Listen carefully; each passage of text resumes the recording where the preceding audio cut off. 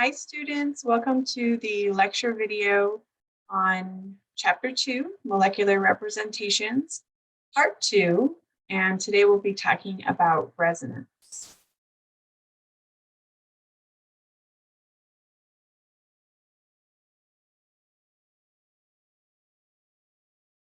Okay, so in Part 1 of the video, we talked about drawing structures, so drawing line structures and the identification of different functional groups, amongst many other things. And so we're going to continue by talking about a concept called resonance.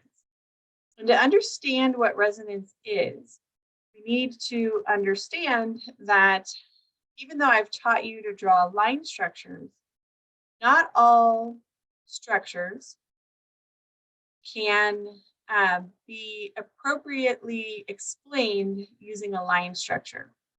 So the idea is there's things going on in a structure, specifically where the electrons are, and those are not always correctly implied by drawing a line structure. So for example, for this particular structure, which we call the allyl carbocation, the line structure implies that the two electrons in the pi bond are localized between carbons 1 and carbon 2, meaning they primarily spend most of their time in this vicinity because the line is drawn there, so the bond indicates, right, that that's where the electrons are. However, that's actually not the true nature of the allyl carbocation. And you'll see why this is. And it has to do with what we were talking about with orbitals and bonding before in the first part of the chapter. Specifically, you might recall what a pi bond is. It is an overlapping of neighboring unhybridized p orbitals. But you might also recall that when we have a carbon with a positive charge called a carbocation, there is also an unhybridized p orbital on this carbon as well. And because of the positive charge, it's actually an empty p orbital. So there isn't electrons in it coming from carbon number 3 specifically.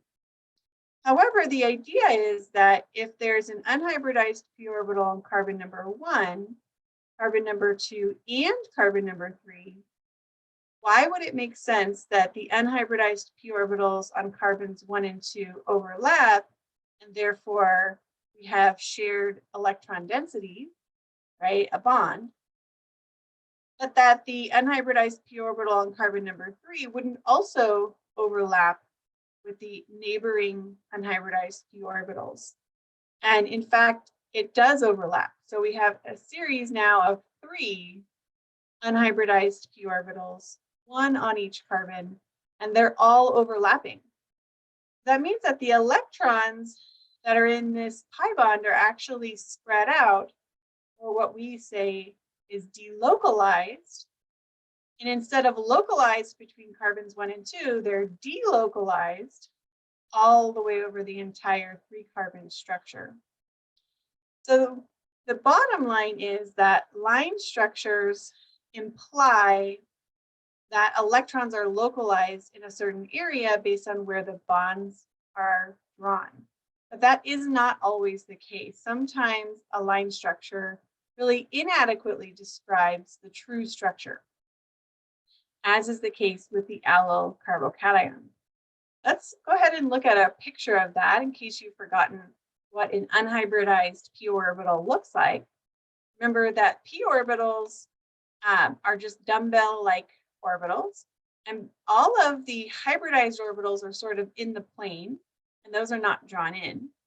And then the unhybridized remaining p orbital is coming sort of above and below the plane. So all of these carbons are in fact sp2 hybridized, and they all have one remaining unhybridized p orbital. It's more specifically a 2p orbital, but we don't really need the 2 because it's implied that it would be a 2p orbital if it's carbon. And all 3 of these unhybridized p orbitals are really overlapping in a side-by-side fashion because they're all going in the same orientation above and below the plane of the planar structure or the trigonal planar carbons that are sp2 hybridized. Okay, so the 2 electrons then that were part of the bond between carbons 1 and 2, they're not really just localized to this region, right? They would be able to delocalize also to the electron deficient carbon. And what that does is electrons like a lot of freedom. You remember learning about entropy in general chemistry, right? It's sort of the amount of molecular disorder, and electrons having a lot of freedom is a lot of molecular disorder. So that actually stabilizes the structure. So not only do we have electrons that have greater freedom, specifically now over the region of space covered by 3 orbitals instead of 2, but also the charge is spread out. So instead of the 3rd carbon having a full positive charge, now the charge is actually spread out over 2 different carbons. It's interesting, it's not going to be all 3, it's just going to be the terminal 2 sort of share this positive charge. And the way we'll understand why that is by talking a little bit more in depth about molecular orbital theory with regards to this particular allyl carbocation structure. Okay, so again, I said we were going to talk about molecular orbital theory. And the reason for that is we want to understand why the charge is not delocalized over all 3 carbons, but actually only the terminal 2. So if you remember what we talked about with molecular orbital theory from chapter 1, you'll remember that it's the theory that says that when you mathematically combine the wave functions of unhybridized orbitals, you get new wave functions called molecular orbitals, and the number of atomic orbitals combined is the number of molecular orbitals formed. So it shouldn't be a great surprise that if we're combining 3 unhybridized p orbitals, then we're going to form 3 new molecular orbitals, and that the molecular orbitals will really span over the entire structure.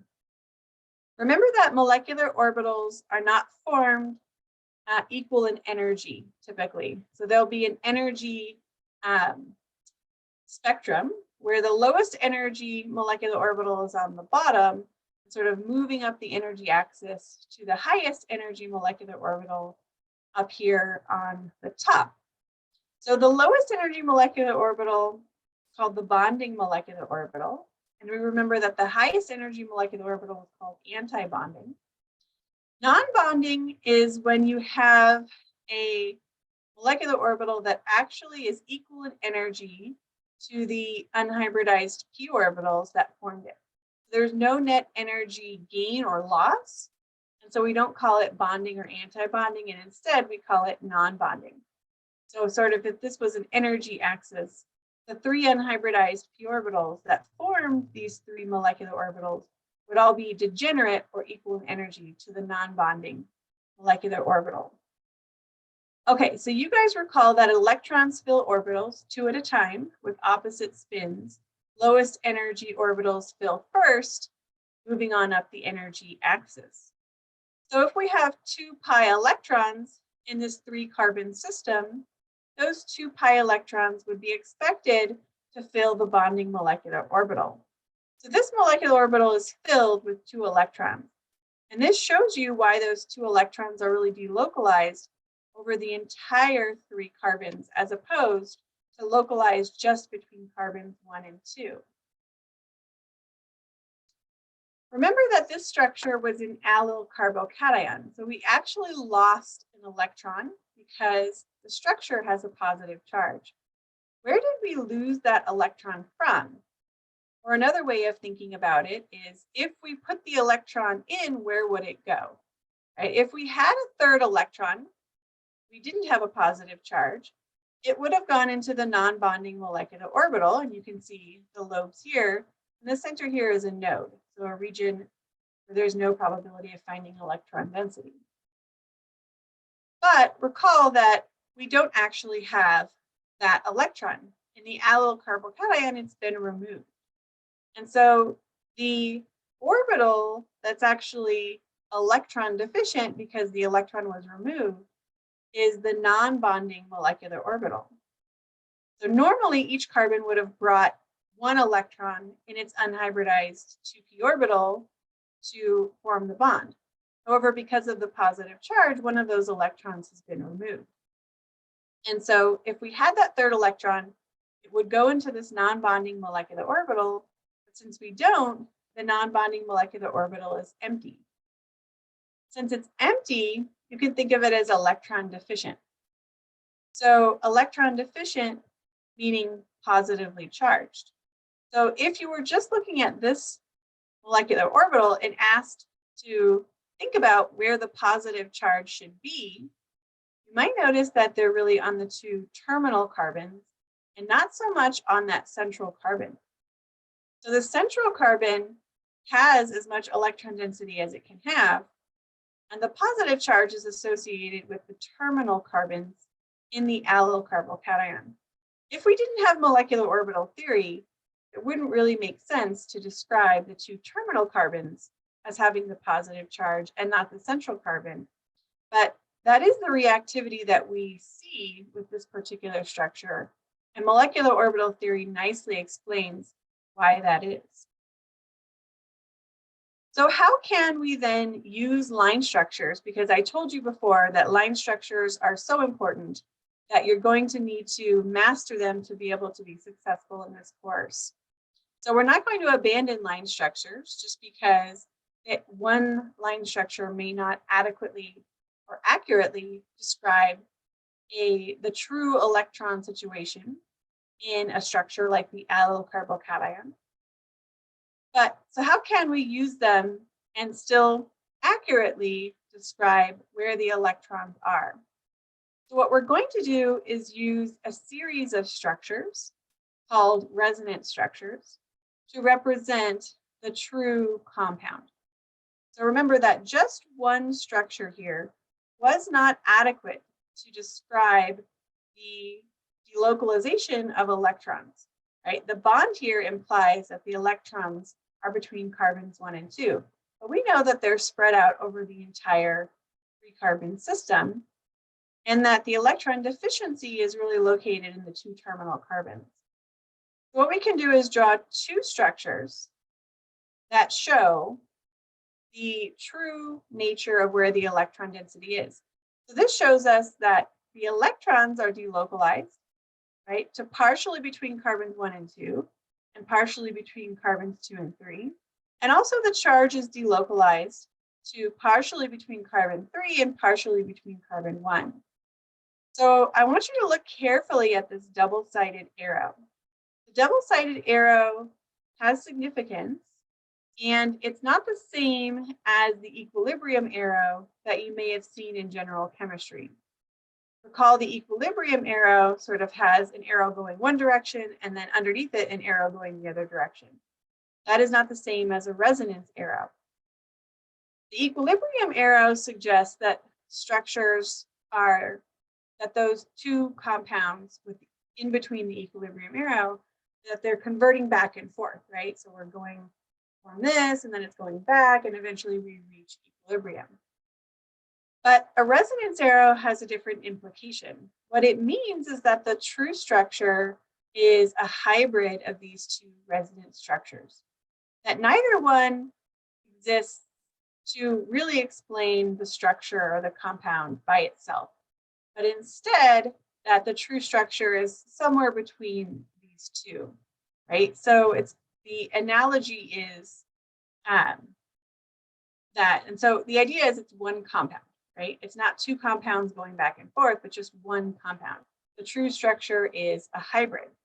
So the analogy is it's kind of like a nectarine, right? A nectarine isn't sometimes a peach and sometimes a plum, right? And going back and forth. And so whenever you go outside to your nectarine tree, you're not sometimes picking plums and sometimes picking peaches. You're always picking a nectarine. And that's because a nectarine is a hybrid of the DNA of a peach and a plum. So it is a true, just one thing, right? That's a hybrid of two things. And it's kind of the same idea. We can draw what's called a resonance hybrid.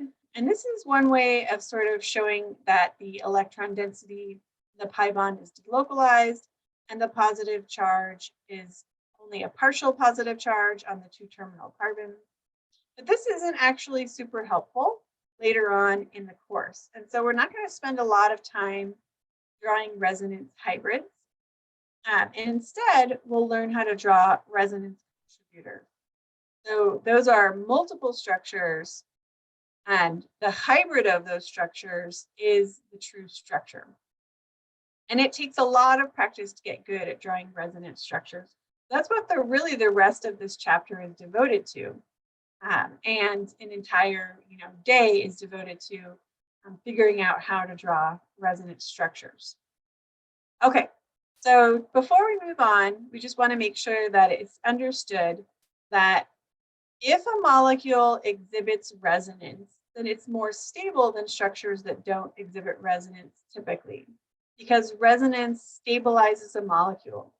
It does so by giving more molecular freedom to electrons and also by spreading out charge, right? So the delocalization of electrons and charge actually makes it lower energy or more stable. And that's why it forms, because everything is looking to get more stable. Okay, let's talk about what's called curved arrows. Right? This is an example of a curved arrow. And throughout the entire year of organic chemistry, we will be using curved arrows all the time to show electron movement. So it's really important that you understand what the curved arrow is implying to be able to properly use curved arrows. Right? Students that are not very successful in this course never really figure out what's implied by the curved arrow, and so they kind of use them in a way that doesn't make a whole lot of sense.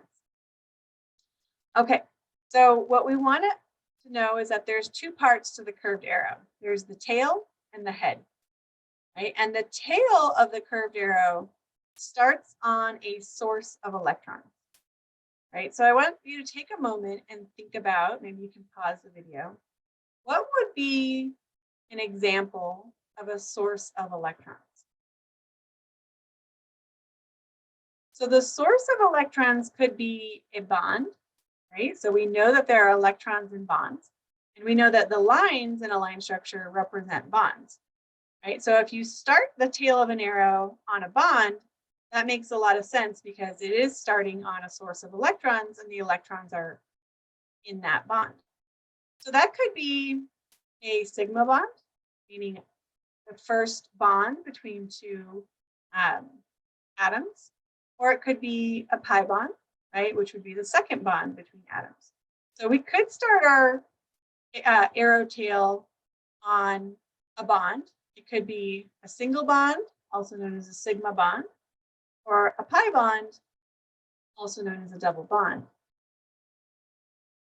What else could it be? Can anybody think of anything else? Maybe you came up with a lone pair. And in fact, that is the last possibility for a source of electrons. So electrons are either in a bond, maybe sigma, maybe pi, or they could be entirely associated with just one atom as a lone pair.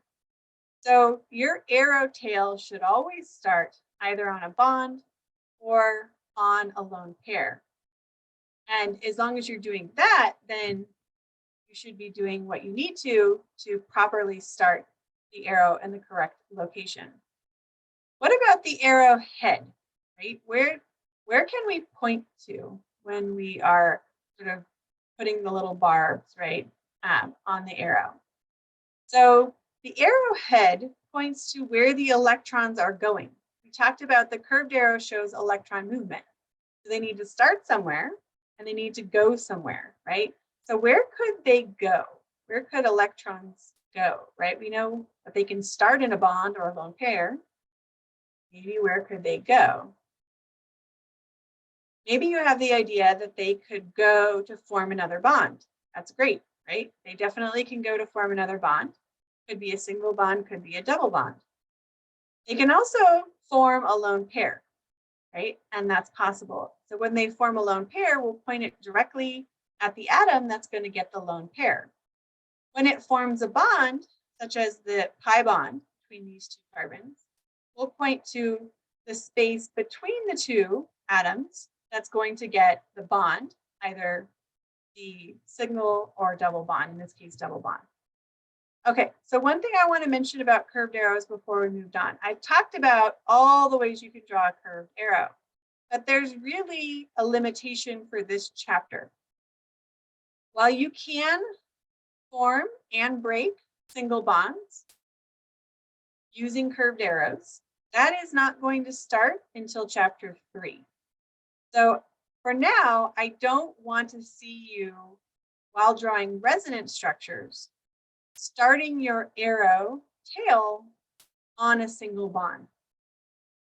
As I mentioned, sigma bonds or single bonds do break and they do form in reactions, right? But we are trying to draw resonance structures, which doesn't have anything to do with single or sigma bonds. And the reason for that is if you go back to what we were talking about, when we first started talking about resonance, it was about the fact that electrons can be delocalized in a series of overlapping p orbitals. That's what resonance is, by the way. We wanted to give, somebody asked you, what is the definition of resonance in organic chemistry, right? We can do it in like 5 words, maybe 5. Let's see if it's 5, right? Electron delocalization in unhybridized p orbitals. It should be 5, right? Electron delocalization in unhybridized p orbitals. So think about what a p orbital does, right? You get the side-to-side overlap of p orbitals to form a pi bond. So we're really moving what are called pi electrons, right? Electrons in pi bonds are overlapping pi bonds, which are made from, pi bonds, by the way, are molecular bonds formed from overlapping unhybridized p orbitals. Okay, so remember that sigma bonds are associated with hybridized orbitals. So those are our sp, sp2, and sp3 hybridized orbitals. So again, we can break, right, bonds and form new bonds using hybridized orbitals, but that's not resonance, right? That is just doing a reaction, and we'll start learning those again in chapter 3 and throughout the rest of the course. Resonance is electrons that are in unhybridized p orbitals, right, which is a pi system. So we're only going to start our electron tail on a pi bond or a lone pair. And the lone pair, by the way, if it participates in resonance, it's in an unhybridized p orbital. And so it means that that atom can't be sp3 hybridized. It has to be sp or sp2 hybridized. Because when an atom is sp3 hybridized, it has hybridized all of its 2p orbitals, right? In order to get sp3, we need to hybridize our 2s and all 3 of our 2p orbitals, which would mean that that atom does not have a remaining unhybridized p orbital. If it doesn't have an unhybridized p orbital, it can't participate in resonance, right? Because I already told you that resonance is only electron delocalization in unhybridized p orbitals. So all of the atoms where electrons are moving around in resonance, all of those are sp2 or sp potentially, typically sp2, and cannot be sp3 hybridized. Okay, so what does this mean for the arrows, right? So I'm getting off track a little bit. The arrows, the arrow tail will be at either a pi bond, so we'll start it on a pi bond, or we'll see some examples where it starts on a lone pair, and that lone pair happens to be in an unhybridized p orbital. So we're able to start on that lone pair. But we are not going to be breaking, right? Single bonds, for example, in resonance. So that's kind of what I wanted to describe. We'll do that, but it'll happen later on, not in this chapter. Okay, so I was just talking basically about rule number 1, which is that we are not going to show a line starting on a single bond, also known as a sigma bond, right? We can do that, but it's actually breaking the sigma bond, and that is not resonance. So we're not going to do it in chapter 2. We'll do this later on for a different meaning, right? So the idea is resonance is there to show us how electrons are delocalized in unhybridized p orbitals. So if you're trying to draw resonance, please don't start your arrow tail on a single bond, because that will not be the way to draw an appropriate resonance structure. What's rule number 2? Rule number 2 is never exceed an octet for a second row element, such as boron, carbon, nitrogen, oxygen, or fluorine. So remember that second row elements cannot expand their octet, right? They're stuck with a maximum of 8 electrons. So we should never draw more than 8 electrons around a second row element, because again, it cannot have more than 8 electrons. It is, absolutely the octet rule applies to these, and we cannot expand on that. Okay, so let's look at these arrows. What is bad about these arrows, right? We have all of these are labeled as bad arrows. So what is bad about them, right? Is the arrow tail not properly drawn? Or is the arrow head not properly drawn, right? Or what is the problem exactly with these arrows? So let's see what's implied by this arrow. Remember, I told you that the arrow starts on a source of electrons, which it could be a lone pair, and so that's fine. And it points to where it's going. So where are these 2 electrons that used to be a lone pair going, right? They're going, according to the arrow, to form a double bond between the oxygen and the carbon, or a pi bond. Right? So, and the reason why I'm saying it's a pi bond or a double bond is because there's already a sigma bond, right, between the carbon and oxygen. So the arrow then is implying a second bond between the carbon and oxygen. So the question is that valid, right? And the answer is no, because it violates the rule, right, that we just talked about, meaning that it implies a 5th bond to this carbon. Right? And so remember that we cannot make 5 bonds to carbon. Carbon can only have a maximum of 8 electrons. So we cannot draw an arrow that is making now a 5th bond to carbon. This is just impossible to do. Same thing with nitrogen or oxygen, because these are, again, second row elements, and they can't have more than an octet, right? So we can't make another bond when it already has 8 electrons surrounding it, with the 3 existing bonds and the lone pair in this case, or the 2 existing bonds and the 2 lone pairs in the case of the oxygen. So what about this one? Why is this one bad, right? This one is a little bit more tricky to see and definitely baffles students all the time. And that's because you're just getting used to line structures, right? And so you don't always think about what is implied in a line structure but isn't drawn in. So recall that these are 2 carbon atoms, and that each carbon atom will have 4 bonds. And we don't draw the hydrogens attached to the carbon atoms. Those are omitted and assumed to be there. So for a carbon with no charge, we can see that it's making 2 bonds. One is to another carbon, one is to an oxygen atom.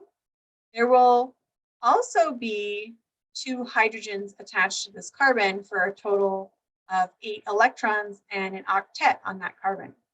So if we draw this arrow, we're implying again another bond, a pi bond, to be forming between the carbon and oxygen, which would make a total of 5 bonds to this carbon, and isn't possible, right? So just because you don't see the hydrogens in a line structure definitely you still need to recognize that they are there, right? And because they are there, you cannot give a carbon that already has 4 bonds a 5th bond. Now, I will mention at this point that carbon can sometimes have a less than an octet, meaning that it's possible for it to only make 3 bonds, right? And be electron deficient, but it can never have more than 4 bonds, right? So it can have less than 4 bonds. When it does so, it has a charge associated with it and it's reactive, right? It's electron deficient and wants more electron density. So it's reactive. However, it is reasonable enough to draw, right? Because we haven't broken the octet rule by giving it less than 8 electrons, but we can just never give it more than 8 electrons, right? So let's talk about this arrow, because I know we're still getting used to our curved arrows. What is this implying, right? So we've started the arrow tail on a pi bond. That's great, right? That's good for resonance.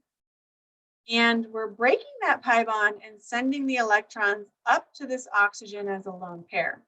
So what it's showing is that it's going to have a 3rd lone pair, and the pi bond will be lost, right, or broken.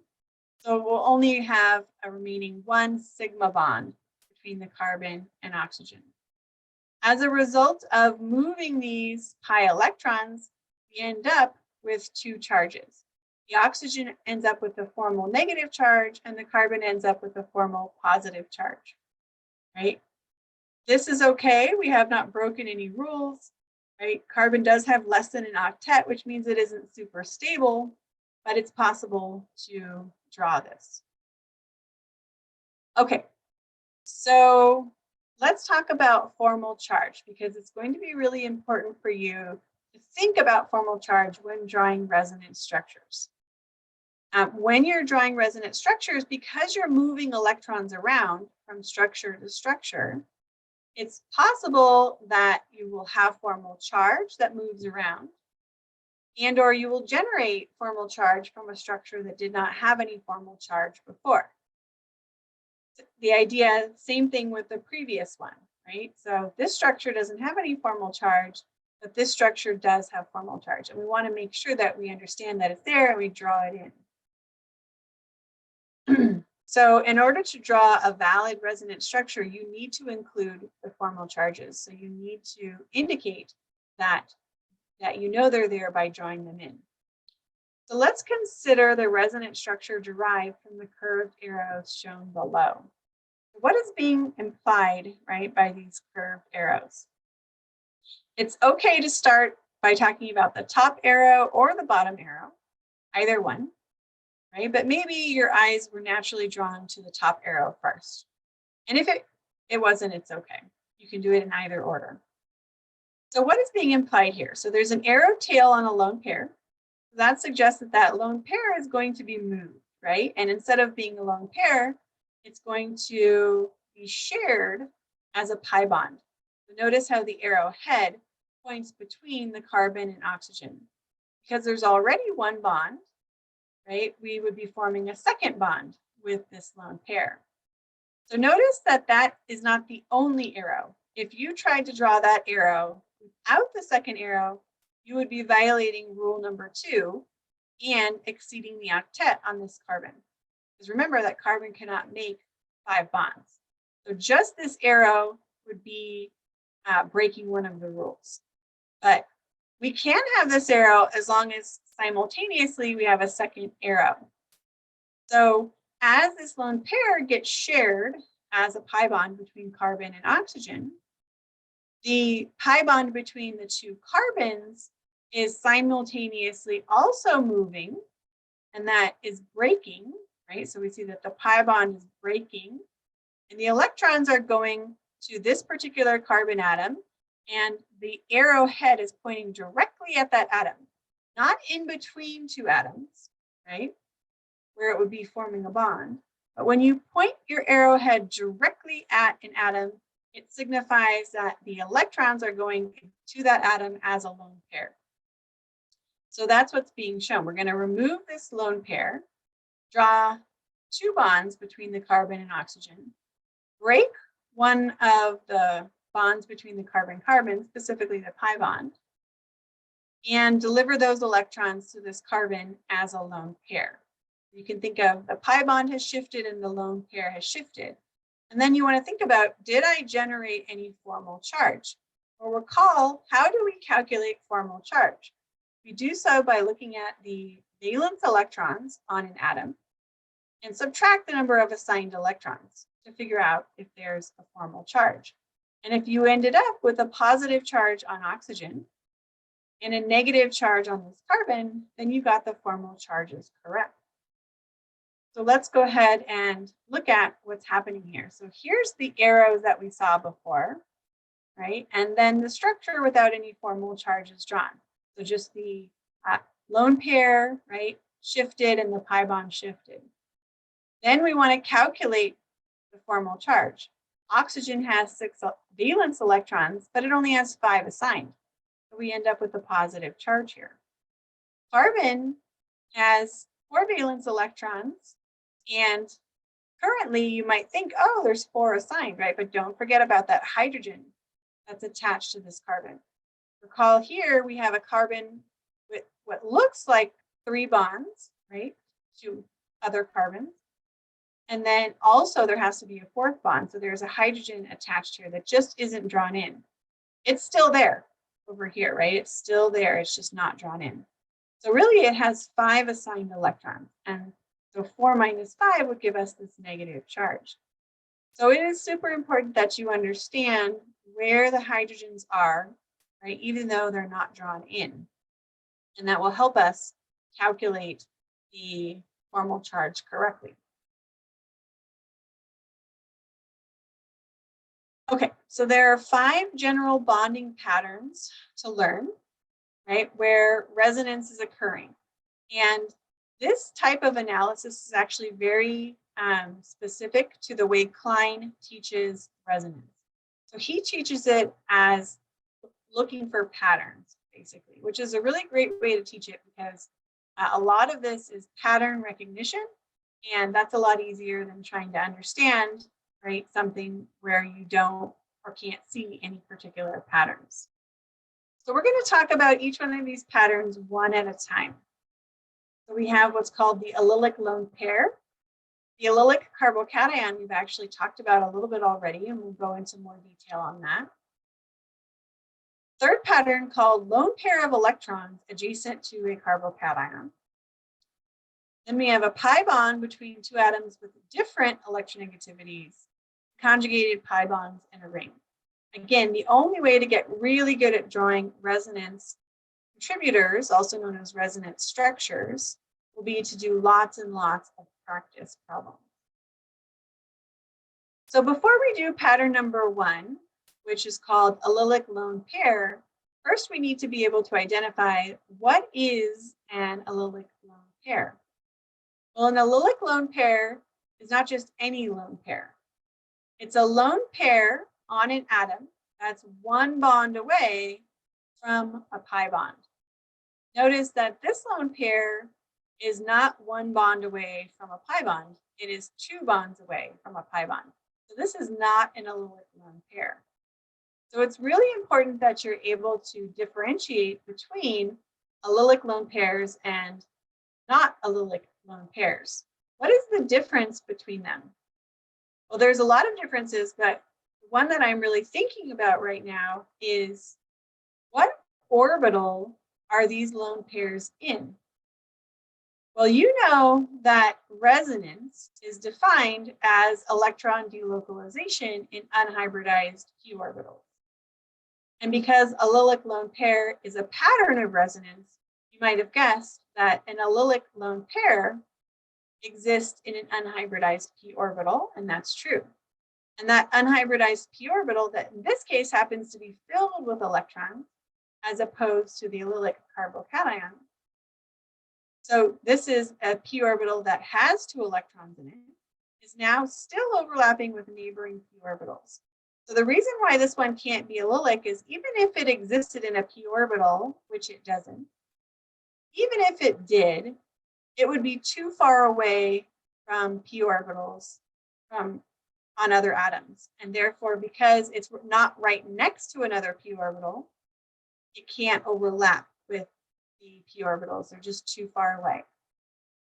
So as a result, lone pairs that are not allylic exist in hybridized orbitals, such as, for example, this lone pair is in an sp3 hybridized orbital. So if that lone pair is in an sp3 hybridized orbital, you already know that it cannot be delocalized in resonance, right? Because resonance is only the delocalization of electrons in unhybridized p orbitals, not in hybridized orbitals, such as an sp3 hybridized orbital. So I'm not able to do anything with this lone pair in resonance because it's not in resonance, right? It's in a hybridized orbital and not delocalized at all. Instead, we say it's localized right onto this nitrogen atom. It's not, doesn't have the ability to move around because it's not in a p orbital neighboring other p orbitals. However, allylic lone pairs are in a p orbital and they are able to delocalize in a series of overlapping p orbitals. And that's why we need to understand where are these electrons primarily located, and as a result, where are the formal charges located in the structure. So this structure shows a lot of different examples of the allylic lone pair resonance pattern. And it says, and it's a little bit, I think, not quite clear, because it says all of the lone pairs drawn in these examples are allylic. That is not exactly true. And the reason I say that is because sometimes you see just one lone pair, and sometimes you see multiple lone pairs drawn in. And you might be thinking, okay, both of these lone pairs should be considered allylic because they're one bond away from a pi bond. However, for the purpose of resonance, only electron pairs or lone pairs that are in an unhybridized orbital matter. And so both of these, an unhybridized p orbital to be more specific. Both of these lone pairs cannot exist in an unhybridized p orbital on the same atom and exist in the same space to be able to overlap with neighboring p orbitals. So only one p orbital can exist in the right orientation to overlap with its neighbors. So for the purposes of resonance, I think it's more important to just say, okay, one of these lone pairs is in an unhybridized p orbital, and we're going to call that allylic. And the other lone pair is not in an unhybridized p orbital. It is instead actually in a hybridized orbital.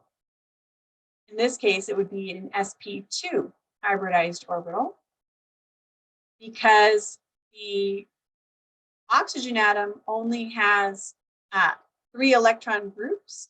The other electron group is going into an unhybridized p orbital so that it can delocalize in resonance and become more stable. So this oxygen is actually sp2, and we'll talk about this more at the end of the video. And one of the lone pairs in it is in an sp2 hybridized orbital. The other lone pair, because it's one bond away from a pi bond, would actually prefer to go into an unhybridized p orbital. If it went into a hybridized orbital, it would not be able to overlap with neighboring p orbitals. As a result, the electron delocalization would not occur. But if one of the lone pairs goes into an unhybridized p orbital, it's able to overlap with neighboring unhybridized p orbitals and delocalize and become more stable. So when you look at these, I want you to circle one as the allylic lone pair and the other one is not allylic, right? So only one of these exists in an unhybridized p orbital. And it doesn't matter which one, right? Just one of them is and the other one isn't. It doesn't matter which one you decide is or isn't. Okay, so then once we've identified, right, this one as being allylic, we can do our pattern from there. Same thing with this. One of these will be allylic, one of them will not. And again, we look at it, we know that one is because it's one bond away from this pi bond. Same thing, this lone pair is one bond away from this pi bond, so it's allylic. Same thing here, the lone pair is one bond away from this pi bond, so it's allylic. There are other lone pairs in some of these structures. Specifically, there are 2 lone pairs on this oxygen, 1 on this nitrogen, and 2 lone pairs on this oxygen. None of those are drawn in because none of them are allylic. They are not one bond away from a pi bond. They're directly attached to an atom that participates in a pi bond. Therefore, they're not allylic, so we don't need to concern ourselves with them. If they're not allylic, again, they're in a hybridized orbital, not in a p orbital, and we don't move electrons in hybridized orbitals in resonance. We only move electrons in p orbitals in resonance. So let's look at the pattern, right? If you analyze the way that the curved arrows are drawn in all 5 cases, what you'll see is there's a pattern, right? We can think of the arrow starting, the first arrow starting from the allylic lone pair. It is being transferred to a pi bond. Simultaneously, a pi bond is being broken, and those electrons are being delivered to a different atom in the form of a lone pair. That is what's happening in all of these cases. So for pattern number 1, which is called allylic lone pair, you have to have a minimum of 2 curved arrows. If you only draw 1 curved arrow, you've done it incorrectly.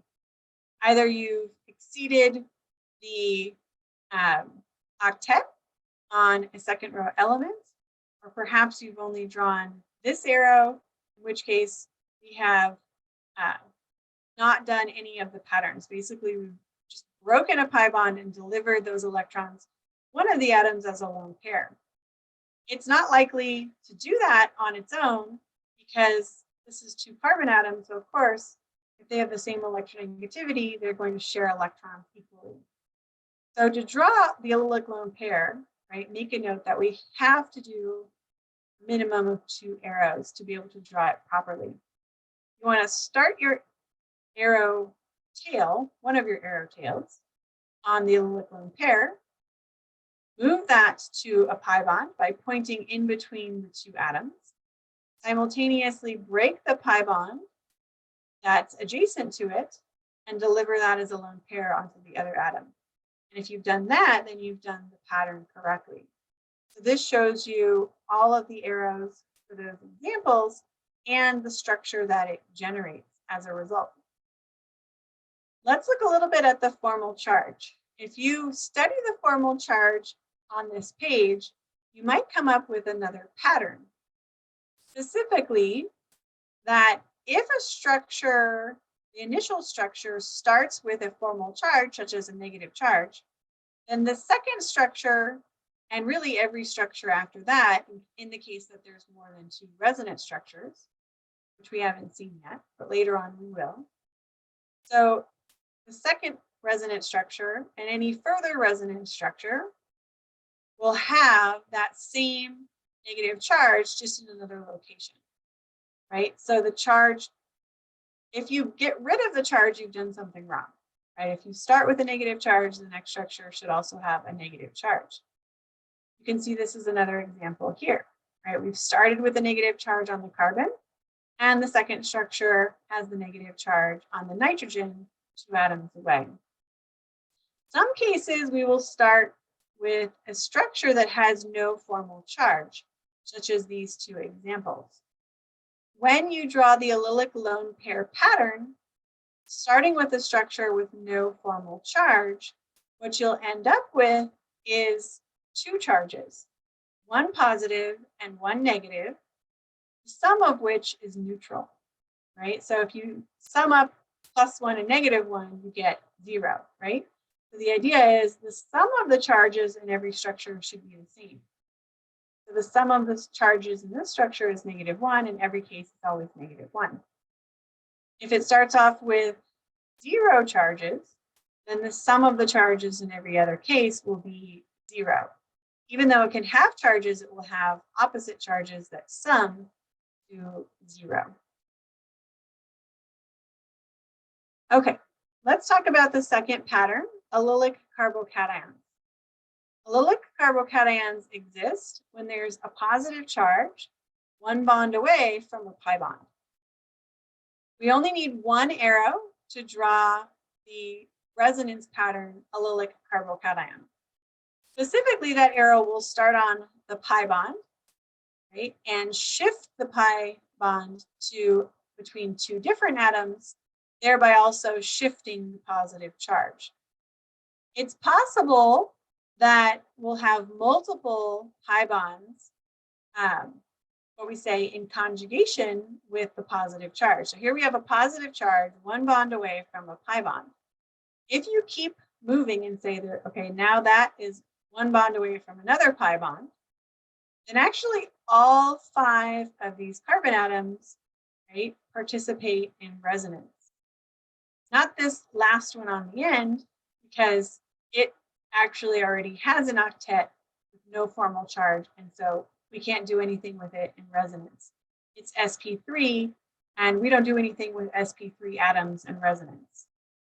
So what we can do is just do one arrow at a time. So this arrow shifts this pi bond to between these two carbon atoms, which also shifts the positive charge. Notice how it moved to 2 carbons over. It's always going to move 2 carbons over, or 2 atoms over in this particular pattern. So if this positive charge that's now shifted is still one bond away from a pi bond, then we have another allylic. So in this case, there was a total of 3 resonance structures. What is all of this telling us, right? Why do we need to draw 3 resonance structures to explain the structure for this particular compound?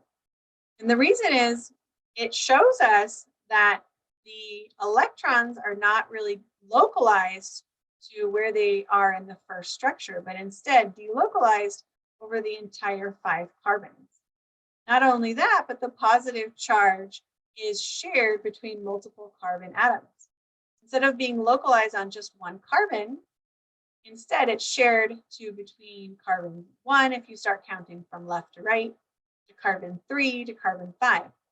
So again, delocalization of more electrons, in this case, 2 electron pairs or 4 electrons because of the 2 pi bonds.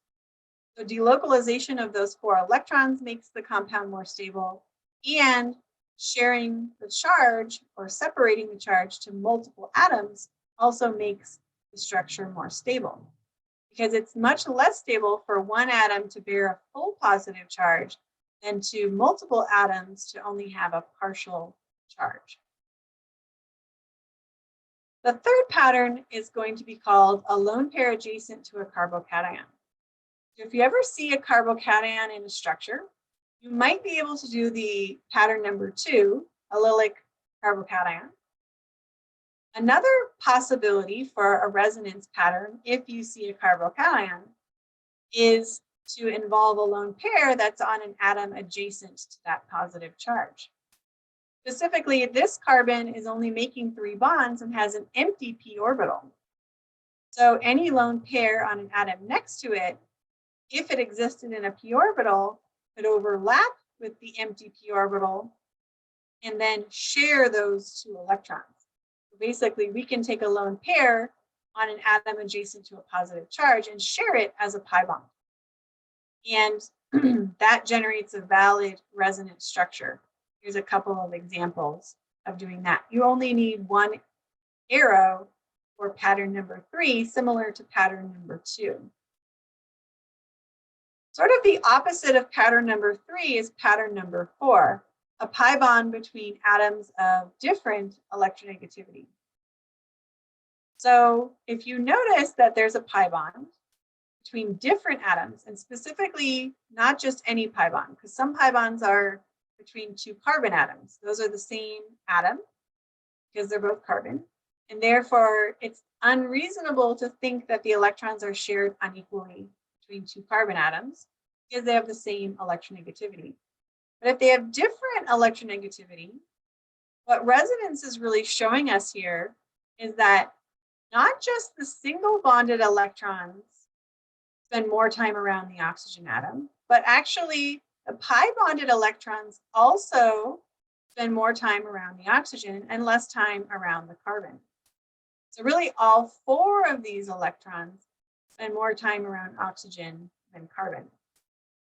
When we talk about the oxygen having more of the electron density than the carbon, and we're talking about this sigma bond, the first bond, we call that induction, right? Induction is basically the shifting of electrons in orbitals due to the presence of electronegative atoms, right?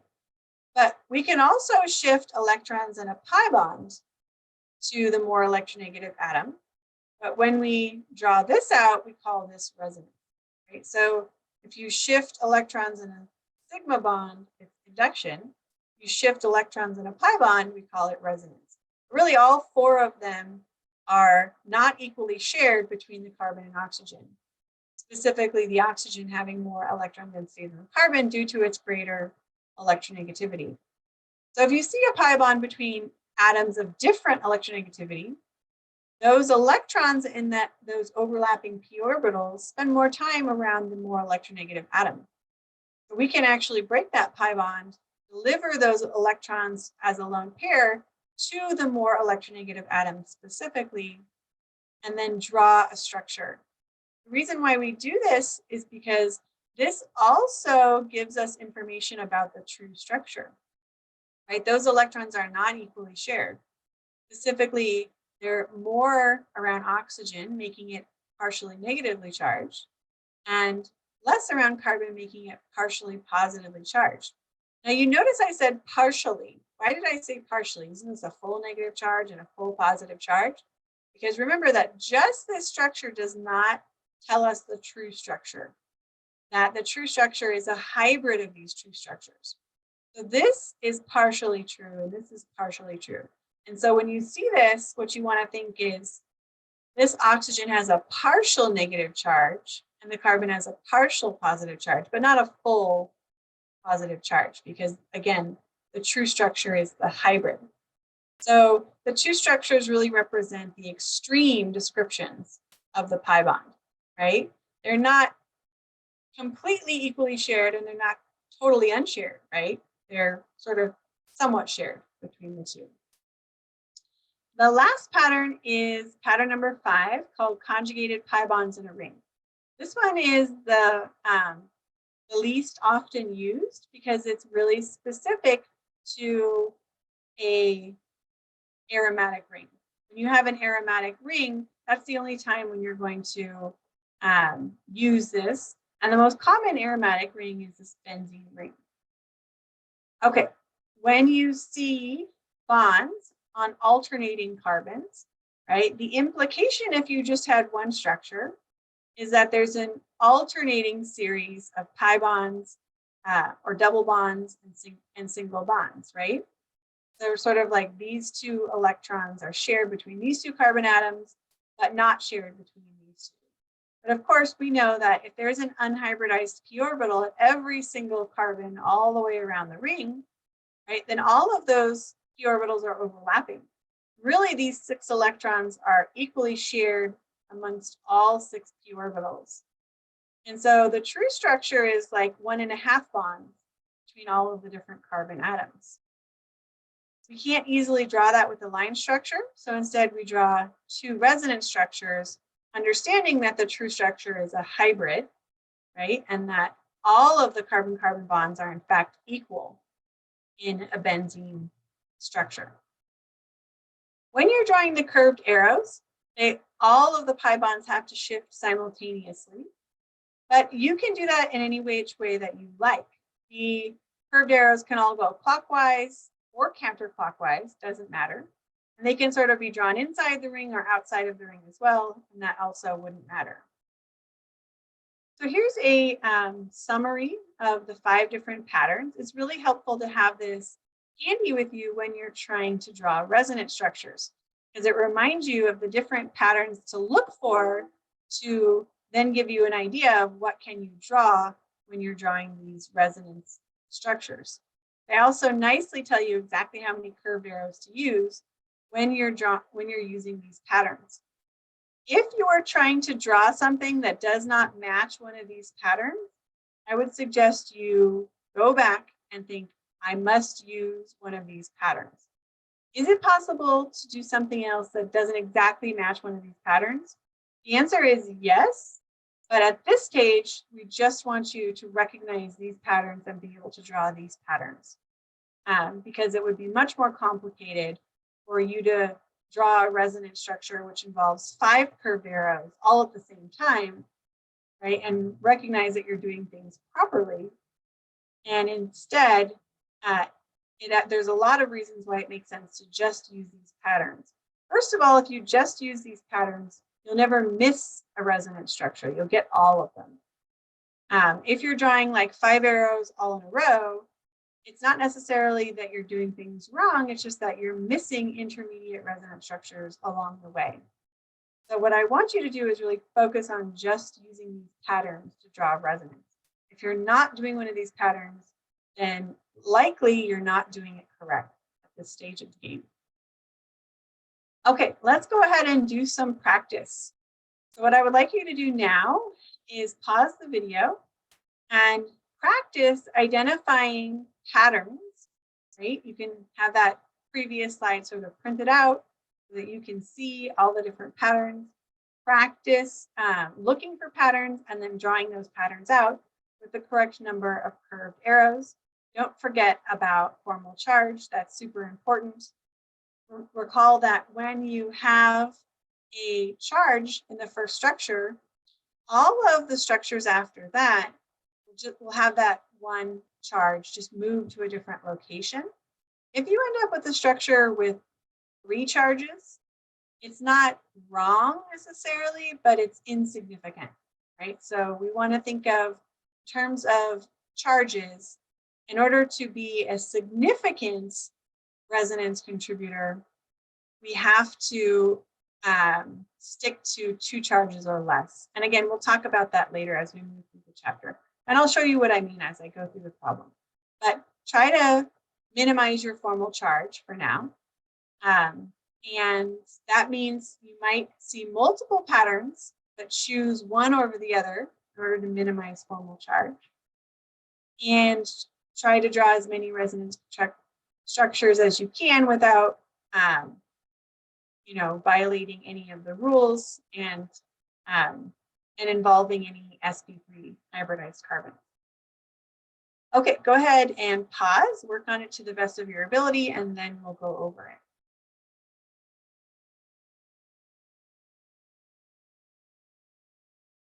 Okay, so we are going to start drawing out some resonance structures. I am going to start with this one. And let's see if I can get it a little better focus. I want to focus today.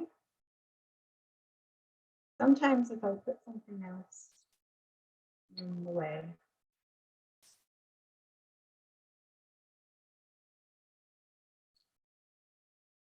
Okay.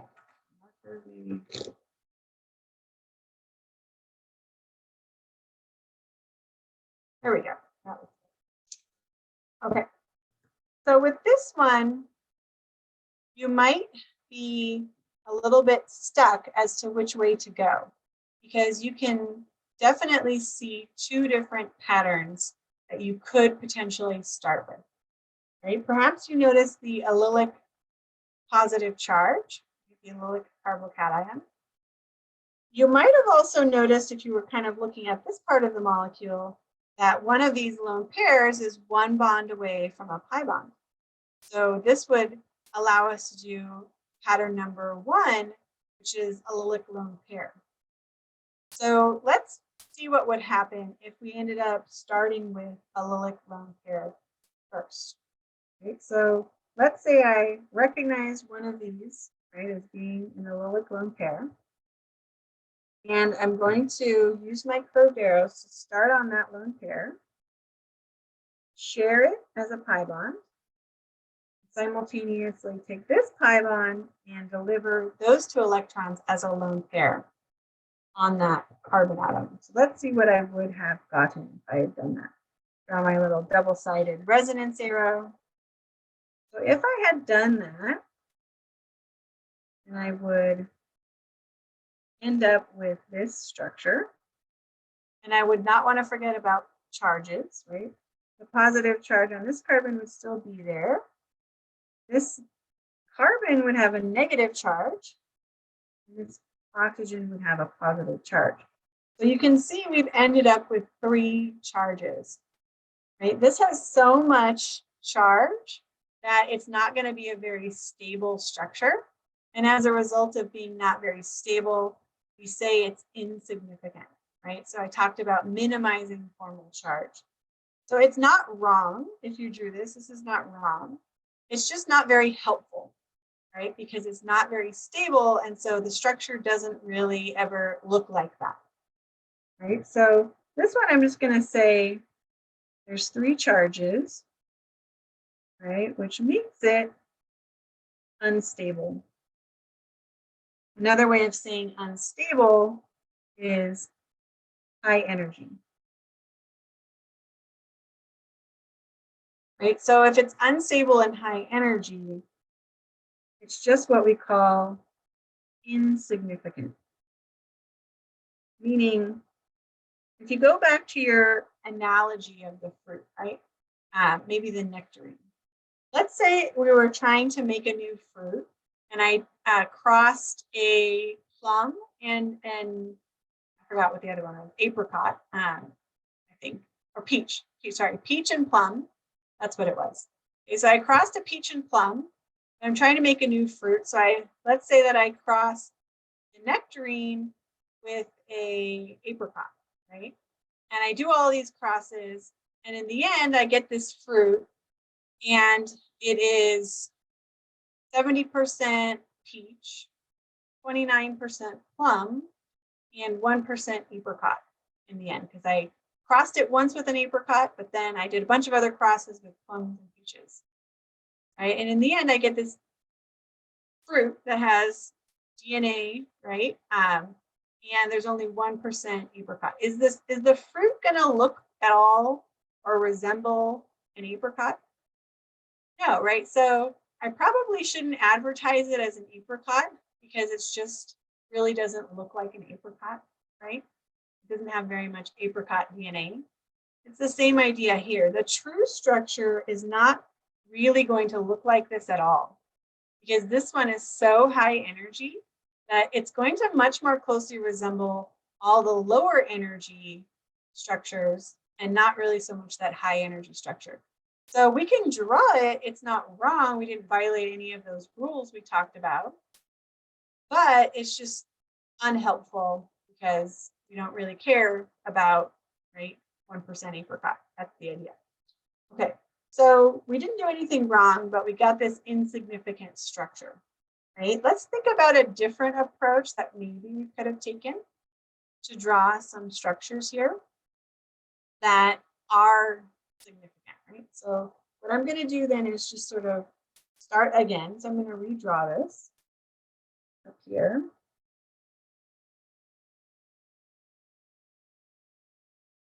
Draw exactly what we have here. Okay, so if that wasn't very helpful, maybe there is something we can do here, right? We had noticed that this is the pattern number 2, right? Allylic positive charge. To draw that pattern, we only need 1 arrow. Starts on the pi bond and shifts over towards the positive charge. So after that electron shift, what do we have? Okay, we've got a shift of the pi electrons and also the positive charge has shifted. Right? So notice that we have another structure that has only 1 positive charge. So it is stable enough to be significant. At this point, right, so I should probably go in and label some of this, right? So this was pattern number 1, right? The allylic lone pair. Right, and then over here, I decided to do pattern number 2, which was the allylic positive charge. Right? Perhaps you recognize that we're not done with resonance. Did any of you recognize that there's a lone pair adjacent to a positive charge? Right? That is one of our patterns. Right? So I believe that is pattern number 3. Right? So we have lone pair adjacent positive charge. Right? So we can take one of these lone pairs, it's in an unhybridized p orbital, and share it with the carbon that has the positive charge, forming a pi bond here. Then we end up with this third structure. And note that the positive charge is now on the oxygen atom. So there was actually 3 resonance contributors here. And that means that how many electrons are involved, right? We have these 2 electrons that are involved in unhybridized overlapping p orbitals and one of the lone pairs. So 4 electrons shared over 1, 2, 3, 4 atoms. And positive charge is shared between the oxygen, carbon, and then another carbon. Okay. Moving on, we have another structure. So if you don't see lone pairs drawn in, you can draw them in if you want. It might help you see a pattern. So the only pattern you can actually do with this one is pattern number 4, right, which is pi bond between atoms of differing electronegativity. Right, so hopefully you saw pattern number 4. Go ahead and write that in.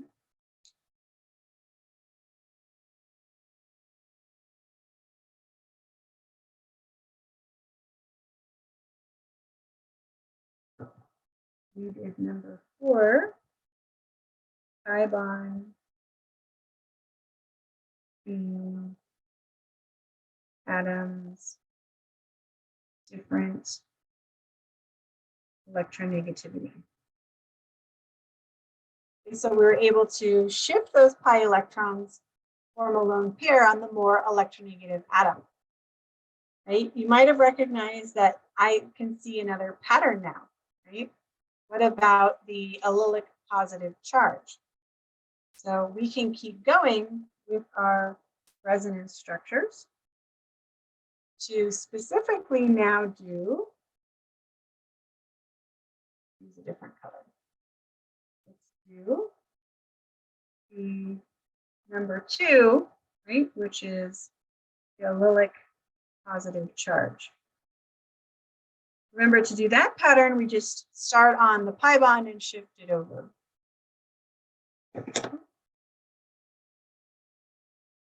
So we draw what we formed here, shifted those pi electrons over, which also shifts the positive charge. Notice here that we started with something that did not have any formal charge. When we did a pattern, we ended up with 2 formal charges. One is negative, one is positive, and together they sum up to no net charge, which matches the first structure. And then subsequent structures will have, again, positive and negative, just shifted in location, at least one of those. And that's it. We cannot continue with resonance because these 2 carbons, as well as this one, are all sp3. So they're not involved in resonance. And we have no other way to shift electrons. You might be thinking, well, isn't this an allylic lone pair? Shouldn't I do that pattern? Right? You could do that, but if you did that, what you would find is you would end up with a positive and a negative charge on adjacent carbons, right? And that's not considered a significant or interesting resonance structure, because the likelihood that you have 2 carbon atoms that are bonded together and one of them has more electron density than the other is small. right? They would share because they have the same electronegativity. So you don't really separate positive and negative charges on two carbon atoms. That's not considered a significant resonance structure. So that's why we stop at this point. Hopefully that makes some sense to you. Go ahead and go back to presentation. And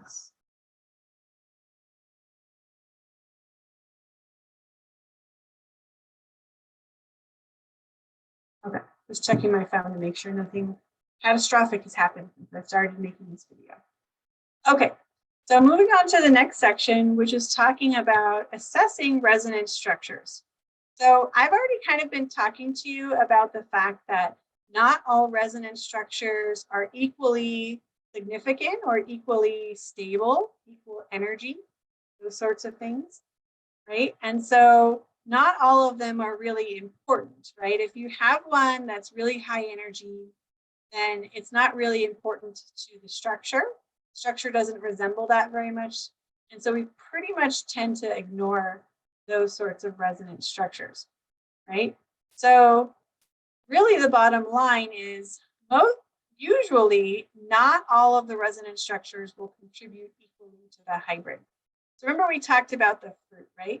Just because you have a nectarine doesn't necessarily mean that it's 50% peach and 50% plum, right? Maybe it's 80% peach and 20% plum, right? And that's possible depending on how many times you've crossed the peach and the plum. So sometimes you have, for example, two structures and they're 50-50 hybrid, contributors, basically. Kind of like, forming a human child, right? Like supposed to be 50% from the dad and 50% from the mom. But in this particular case of resonance structures, just because you have two structures doesn't mean that they contribute equally. And if you have more than true, it's again true that it's not necessarily that all the structures contribute equally. It's based on how stable they are. The more stable they are, the more they contribute to the hybrid, the more the true structure actually looks like them. So we have an ability to sort of think about, okay, what's the major contributor, right? What does it mostly resemble? And what are minor contributors? And what are so insignificant that we don't even really care about them, right? So we need some rules to be able to assess them for stability, which allows us to understand how important they are to think about when drawing out resonance structures. So rule number 1, right? And this one's the most important rule. And it states that the most significant resonance forms have the greatest number of filled octets. Okay, so if we're looking at these two structures, right, what we see is that, yes, there's a positive charge on carbon versus oxygen. And a lot of students will go, well, isn't a positive charge more stable on carbon compared to oxygen? Because oxygen is more electronegative. So it would like to have a negative charge and not a positive charge. That's true, but that's not more important than filling an octet. So what am I talking about here, right? Well, in this major contributor, all of the atoms have an octet. But in the minor contributor, this carbon does not have an octet, right? It only has 6 electrons surrounding it because of the positive charge. As a result of that carbon not having a full octet, it makes this entire structure less stable. And remember, if it's less stable, higher energy, then it's not as significant a structure because the structure, this will contribute more minorly towards the true structure than something that is more stable. So the octet rule, right, is the most important rule. But we need to move on to other rules because sometimes you have two structures or more than two structures, resonance structures to be more specific. And in each case, all of the atoms have an octet. So for example, if you were looking for the octet rule, notice that this structure, all of the atoms have an octet, and in this structure, all of the atoms have an octet. I can tell that really quickly by just looking for carbons with a positive charge. If you have a carbon with a positive charge, it does lack an octet. In other cases, everything pretty much has an octet. So when there's no difference in terms of octet, then we have to move to the next factor for stability, which has to do with formal charge. And specifically, the structure with fewer formal charges is more significant. And that's because it's more stable, right? So this structure does not have any formal charge. And as a result, it's more stable and a more significant contributor than a structure that does have formal charge. The formal charge means that the atoms are less stable. And as a result, it is a less significant contributor. Okay, so let's go ahead and analyze the formal charges that are found by drawing out resonance contributors of the following compounds, and then analyze them to see, are there any insignificant structures? And are the other structures equally significant? Or maybe we can use the rules to understand why there's a major and a minor contributor, right? And so let's go ahead and click on that. Go ahead and switch to my document camera, right? And what we want to do specifically here, notice that what it's asking, right? It says draw all of the resonance contributors, right? So if it's asking for all, we can include insignificant contributors. So how do you know, like, okay, what pattern do I do if I'm trying to generate all the contributors as opposed to just trying to work on forming major resonance contributors? Well, to answer that, one rule of thumb is to look for patterns that have less arrows, curved arrows used, and use those in preference to patterns that have more curved arrows. So for example, there's two different ways I could approach drawing the resonance contributors to this particular structure, right? I could do allylic lone pair, pattern number 1, right? Because I have this lone pair and it's one bond away from a pi bond. I could do pattern number 1. I could also do, maybe you recognize that there's a pi bond between atoms of differing electronegativity. Well, this is what you want to do. If you're trying to draw all of the resonance contributors, draw the pattern that only uses one arrow, which is pi bond between atoms of differing electronegativity. If you're trying to just draw the major ones, you might want to just go ahead and do the pattern with 2 arrows, right? But if you're trying to make sure you get them all, do the one with the lesser number of arrows. Okay, so basically, if I had done allylic lone pair, I would have 2 arrows. If I'm doing pi bond between atoms of differing electronegativity, I only have 1 of the 2 arrows. I'm going to do the 1 of the 2 arrows, trying to see if I can generate structure intermediate between, doing both arrows at the same time. Okay, so let's go ahead and draw a resonance arrow. And then we'll label the pattern here, right? So we did number 4, so pi bond between atoms of different electronegativity. And then we end up with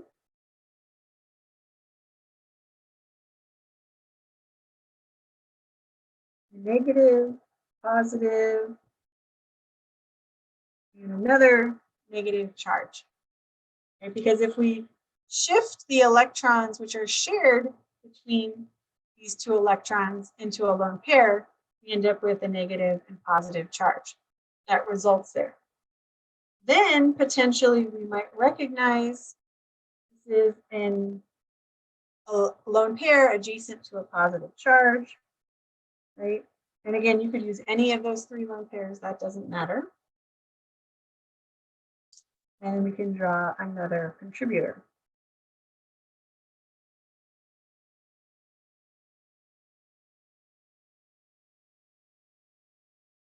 We would end up with this 3rd contributor over here. Go ahead and label that as number 3, right? Lone pair adjacent to a positive charge. Okay, so we can see that there's this structure, and if we think about stability, right? What are our rules for stability? Our rules for stability is any structure that has an atom that does not have an octet is less significant. Right? So notice this carbocation. That's already telling me that this structure is less significant because that carbon does not have an octet. In addition to that, we want to minimize formal charge, right? And so these two structures have a minimum amount of formal charge. This one has more formal charge. Because it has more formal charge and an atom that doesn't have an octet, it is really insignificant, right? It is really high energy and stable. And so this one, right, it is not important to draw, right, for multiple reasons. It is high energy, unstable, right, due to carbon lacks an octet, and, right, more formal charge than necessary. Okay, so this is really such a minor contributor that we don't really even care about it, right? Whereas these two are both, all of the atoms have an octet and there's a minimum amount of formal charge. Because the formal charge is on 2 equal oxygen atoms, there's really no difference in stability here, right? Both of these two structures, right, are equal contributors. Because there's no difference in them, right? They're equally stable. You can say that they're sort of equally the major contributors. So is there a way we could have gotten, right, directly to that one from this one? You can, right? Instead of doing pattern 4 followed by pattern 3, you could just directly do pattern number 1 from here and go directly from here to there. And we could have skipped the insignificant structure.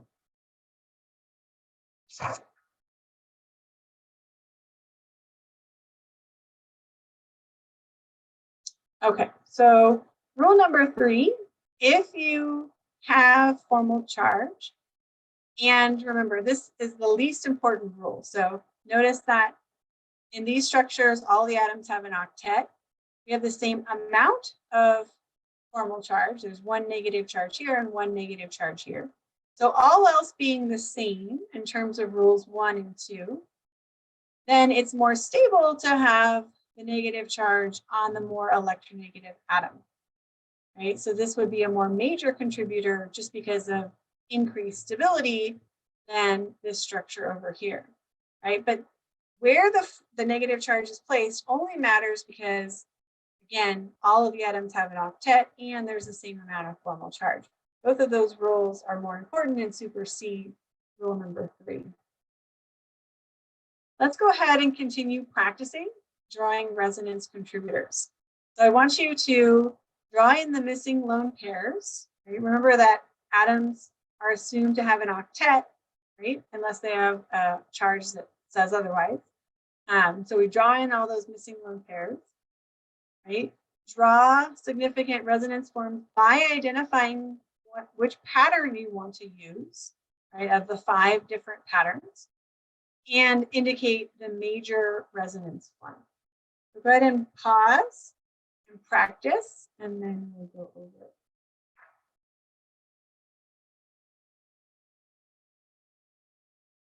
Okay, so for this one, we really can approach this 2 different ways.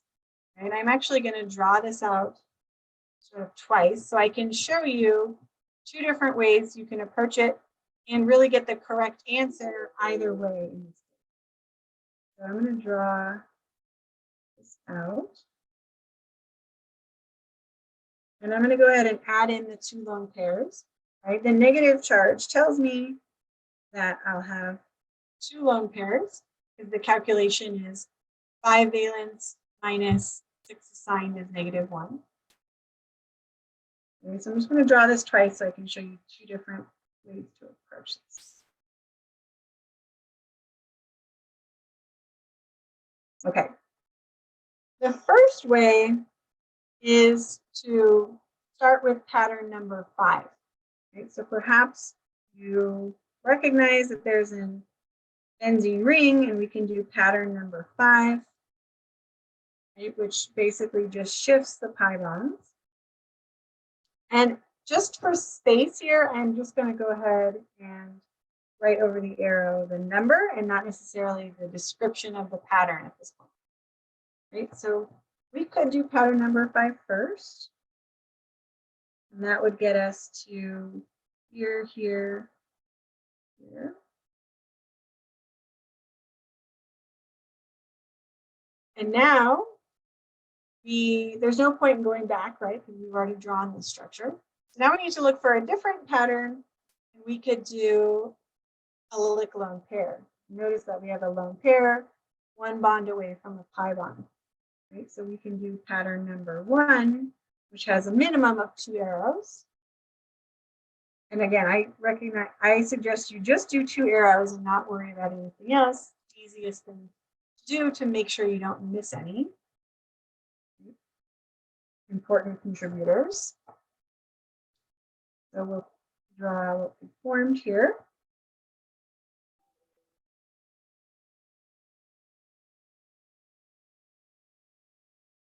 Notice that with the negative charge, it has to have moved locations. Right? So make sure to draw informal charge. Otherwise, you haven't drawn the pattern correctly. From here, we can keep going with our allylic lone pair, right? Because the lone pair is still 1 bond away from a pi bond.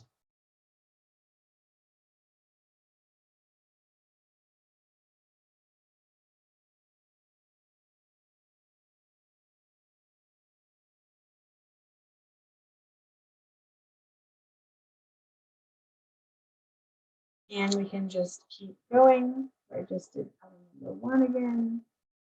We can keep going with pattern number 1. Just moving that lone pair to every other carbon in the ring.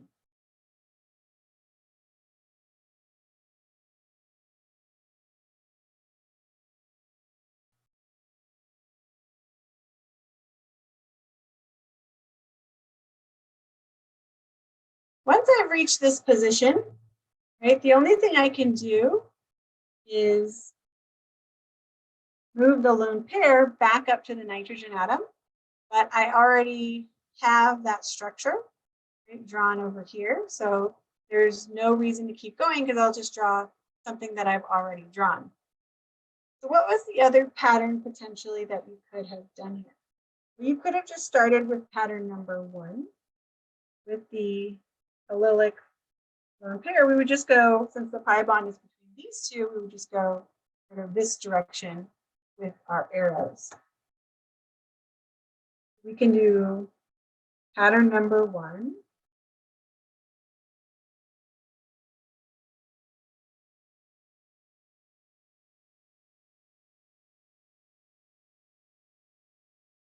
We'll just keep going with pattern number 1 as long as there's another pi bond that's 1 bond away from our lone pair.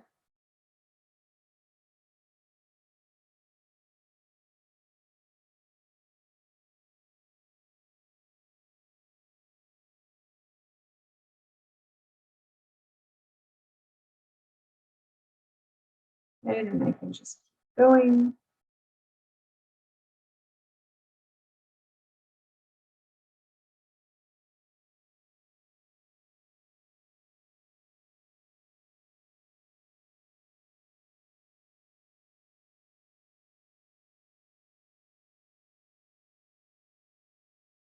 Right, and so I'm just going to write number 1.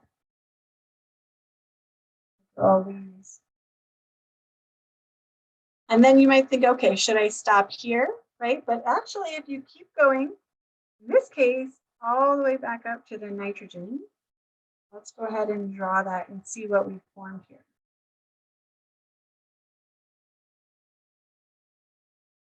So the last structure that we formed is actually different from the first structure because notice the placement of the pi bonds is different in this aromatic ring than this one. So in the case where you didn't start with number 5, then you would need to go with pattern number 1 all the way back up to the nitrogen, right, to get that 5th contributor. But either way, we've generated the same structures just in a different order. Right? So either of these is okay. But either okay. Okay, let's go ahead and move to this last example here. So it said, go ahead and draw in lone pairs. Right? So there is a lone pair on that nitrogen atom. Since there's no formal charge, we assume that it has 8 electrons around it, and one of those has to be a lone pair. So can we see any patterns? Right? So this is one that kind of gets tricky for students in that we're sort of at an intermediate resonance structure. Specifically, the positive charge is on a carbon here that is sort of intermediate because it could be on this carbon over here, and it could also be on the nitrogen. But we're going to find out that it's shared between the nitrogen and the 2 carbon atoms. So it's like, do I go one direction or do I go the other direction with a different pattern? And actually, it doesn't matter which way you go. So again, this is one where you could do it 2 different ways. So let's say that we recognize that the lone pair is adjacent to a positive charge, right? So if we recognize that, then we would have pattern number 3, okay, that we could do. And go ahead and draw that in. So let me go ahead and draw the arrow for that one first. Again, we take that lone pair, we share it as a pi bond between the nitrogen and carbon. So that makes a double bond there. And we end up, the positive charge shifts from the carbon to the nitrogen atom. So that is a valid pattern. But then, in order to get to where the positive charge is over here, we end up having to sort of double back, right? You can do a pattern. You can do just this arrow, which would be pi bond between atoms of differing electronegativity. But if I draw that, then I'm just going to get back to this structure. I don't need to draw structures twice. That's kind of pointless, right? So instead of just drawing this one arrow, I'm going to go ahead and combine it with the allylic positive charge arrow. Right? So in this case, I've sort of done 2 patterns at once. The reason I did that is, again, to avoid drawing a structure that's already been drawn. Right? So this one is pattern number, this is number 4. Right? And then this would be pattern number 2. Okay? Sort of, so 2, we're doing 2 patterns at once. Right? And I'll just make a little note that it avoids drawing, right, this structure, call that the first structure, twice. And so that is why we did it that way. So normally I would say do 1 pattern at a time. The exception would be like if it means that you end up drawing the same thing twice. Then there's not a whole lot of point in doing that. We can just sort of combine patterns. And that gets us to having moved the lone pair back here, this arrow, and then shifted the pi electrons over. The positive charge ends up again at a different carbon than it was originally. Okay, so these are the three structures. Could you have approached this differently?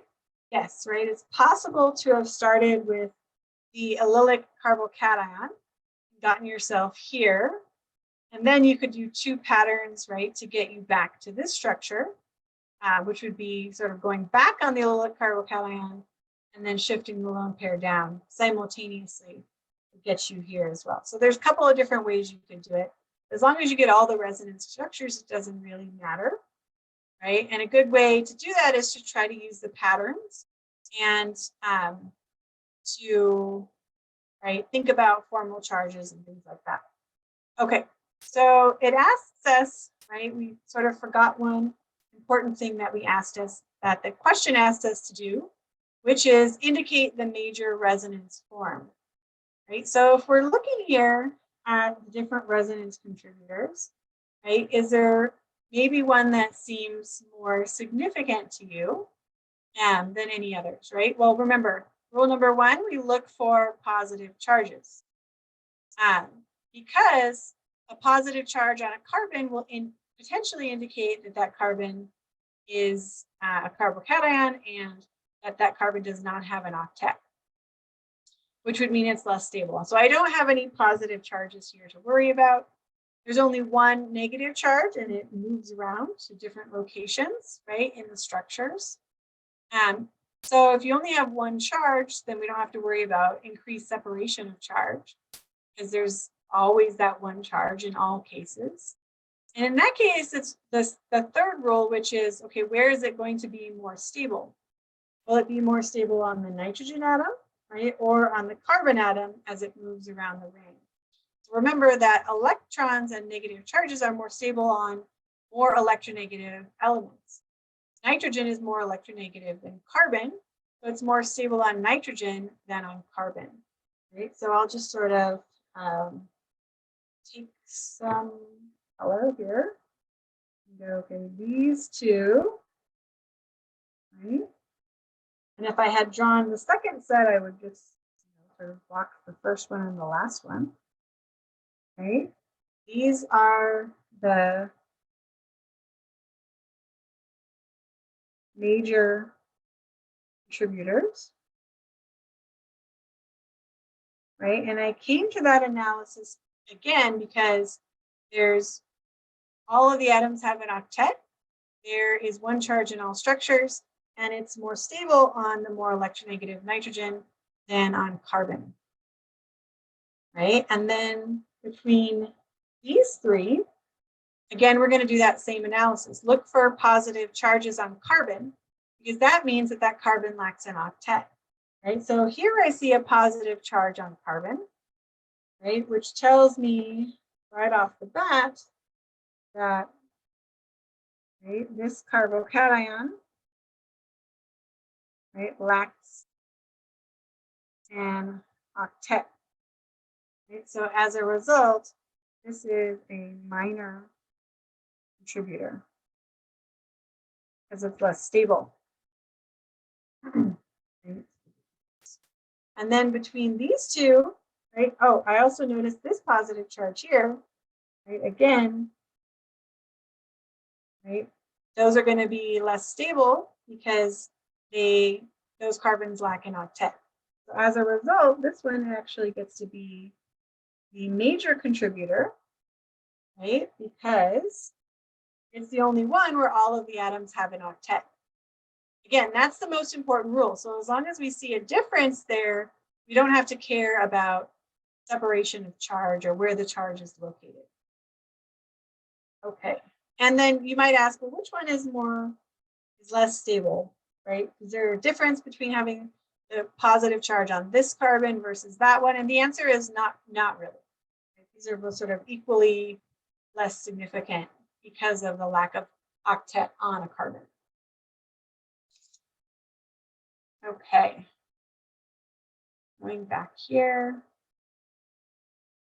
So let's talk about delocalized lone pairs. And I've kind of been talking about this as we've gone along, so it's probably not going to be a huge surprise to you as we go through this. So one thing is localized electrons are not in resonance. They are in hybridized orbitals. Because they're not in a p orbital, they're not delocalized in overlapping p orbitals, and therefore they're not in resonance. Delocalized electrons are electrons that are in unhybridized p orbitals that neighbor other unhybridized p orbitals. As a result of those overlapping p orbitals, the electrons are delocalized over more than two atoms and could be a series of many atoms. They are in resonance, and as a result, they are more stable, right? So if we're going to call this lone pair delocalized, we need to understand what that means, right? That means it's in an unhybridized p orbital, adjacent to neighboring unhybridized p orbitals, specifically those that are forming this pi bond. As a result, all three unhybridized p orbitals overlap, and these electrons are not stuck on nitrogen only. Instead, they're allowed to spread out between nitrogen, the carbon, and the oxygen, right? And to delocalize. That makes this lone pair more stable, right? So the fact that it can delocalize, it's more stable. That's why it will go into a p orbital instead of a hybridized orbital. So you recall from before, we practiced calculating what's called steric number. Steric number is when we count up the number of sigma bonds and lone pairs an atom has to determine its hybridization, right? sp3, sp2, or sp. And also then to determine its geometry, like tetrahedral, trigonal planar, etc. So we did all of that in the review chapter for chapter 1. But at that point, there was something that I omitted to tell you guys, just because it was wouldn't have made sense to you at the time, which is that a lone pair that is in resonance and delocalized, right? So we're talking about allylic lone pairs and lone pairs that are adjacent to pi bonds. Those lone pairs don't count towards the steric number. And so, for example, when you're looking at this nitrogen atom here, because this lone pair is allylic, it does not count toward the steric number. That means that this nitrogen only has a steric number of 3 and is sp2, right? And the reason why we don't count it towards the steric number is because this is in a p orbital and not going into a hybridized orbital. So it's to be really clear, right? The nitrogen is sp2. The lone pair is in an unhybridized p orbital and therefore can participate in resonance. And we can draw this allylic lone pair resonance pattern, which gets us to the second significant resonance contributor. When I say significant, it's obviously not as significant as the first one because it has separation of charge, and this one does not have any formal charge. However, we haven't exceeded the 2 charges, so it's still considered significant enough to draw. There's one more point of caution that I want to have for you, and that is when you're looking for atoms, and this really happens a lot with nitrogen atoms, when you see an atom that has both a pi bond and a lone pair, then that lone pair is not delocalized. Because remember, in order to be delocalized, it must be in an unhybridized p orbital. But there's already an unhybridized p orbital on this nitrogen atom because of the pi bond. So this is the nitrogen atom down here. There is a unhybridized p orbital on it, but it's part of the pi bond, right? Which means that the lone pair cannot also be in that same orbital. And as a result, it goes into a hybridized orbital. Therefore, it's localized, does count towards the steric number, right? And it is not available to participate in resonance. So because this is not actually in a p orbital, we cannot draw what appears to be possible here.